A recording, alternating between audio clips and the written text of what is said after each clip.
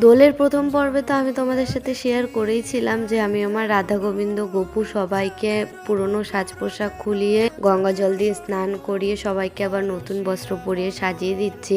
তো দেখো আমার কিন্তু কৃষ্ণকে বস্ত্র পরানো হয়ে গেছে, এখন আমি রাধাকে বস্ত্র পরাচ্ছি। আর তার আগে আমি সবার প্রথমে গোপুকে সাজিয়ে গুছিয়ে বসিয়ে দিয়েছি, মানে নিচেই একটা প্লেটে গোপুকে সবার আগে রেডি করিয়ে বসিয়ে রেখেছি আর কি। আর এই রাধা কৃষ্ণের গয়না থেকে শুরু করে সমস্ত বস্ত্র, তারপরে গোপুর সমস্ত বস্ত্র গয়নাগাটি সবকিছুই কিন্তু নতুন, শুধু চুলটা খুঁজে পাইনি, মানে খুঁজে পাইনি কি চুলটা মাপ মতো পাইনি।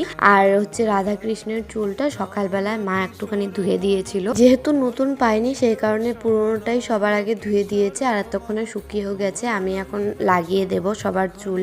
এই রাধা গোবিন্দের সাথে এটা আমাদের প্রথম দোল, আর গোপুর আমাদের সাথে এটা তৃতীয় দোল। তো ভীষণ এক্সাইটেড ছিলাম দোলের অনেকদিন আগে থেকে, কেনাকাটা থেকে শুরু করে সবকিছুর জন্যই, যেহেতু রাধা গোবিন্দের আমাদের সাথে প্রথম দোল। তো এইরকম সাজ পোশাক সবটাই একদম আমি মা সমস্ত কিছু প্ল্যান করে কিনে এনেছি। আর এইরকম সুতির জামা না আগে রাধা গোবিন্দকে পরানো হয়নি, তো পরিয়ে দেখছিলাম খুব একটা সেরকম ভালো লাগছে না। আমাদের রাধা গোবিন্দকে যেরকম সাজানো থাকে সেরকমটাই বেশি ভালো লাগে, তবে তার যেটা ইচ্ছে সেরকমটাই তো হবে। আর আমি এদিকে সাজাতে সাজাতে দেখো মায়ের কিন্তু লুচি পায়ে সমস্ত কিছু করা হয়ে গেছে, আর মা ওইগুলো নিয়ে ওপরেও চলে এসছে। তো আমি ভেবেছিলাম যে আমি রাধা গোবিন্দ আর গোপুকে রেডি করিয়ে একদম ফলগুলোও সাজিয়ে রাখবো, তবে ওটা আর করতে পারিনি, মা ততক্ষণে চলে এসছে। এদিকে দেখো আমার তো রাধা গোবিন্দকে সাজিয়ে বসানো হয়ে গেছে, এখন আমি এই যে মালা বানাচ্ছি। এগুলো আমাদের নিজের গাছের ফুল, কুন্দ ফুল দিয়ে আমি মালা বানাচ্ছি। একটাই গাছ আছে আর সেটার মধ্যে ভরে ভরে ফুল হয়েছে।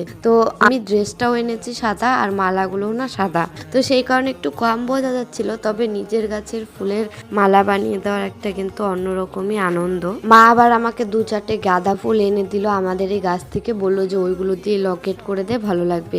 তো আমিও সেরকম করে এখানে মালা গাচ্ছি। আর মা দেখো একবার বাইরে যাচ্ছে একবার ঘরে আসছে, এই যে সমস্ত কিছু ধোয়া ধুই ফলগুলো সাজাচ্ছে, তারপরে আবিরও সাজিয়ে রেখেছে মা। তো এই দেখো আমার মালা বানানো কমপ্লিট। আর এই যে মালা পরে আমার রাধা গোবিন্দ কিরকম লাগছে দেখতে, কিরকম লাগছে অবশ্যই কমেন্ট করে জানিও।